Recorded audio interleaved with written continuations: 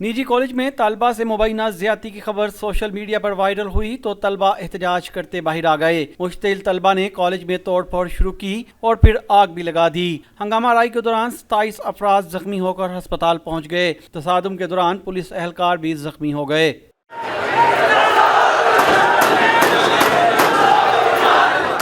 College में बच्ची से ज्यादती की खबर जंगल में आग की तरह फैली, मगर मुतासरा लड़की सामने आई, ना ही इसकी फैमिली। पुलिस ने शुबा में एक सिक्योरिटी गार्ड को भी हिरासत में ले लिया। तमाम तर तहकीकात के बाद DIG फैसल कामरान ने इस खबर को फेक करार दे दिया।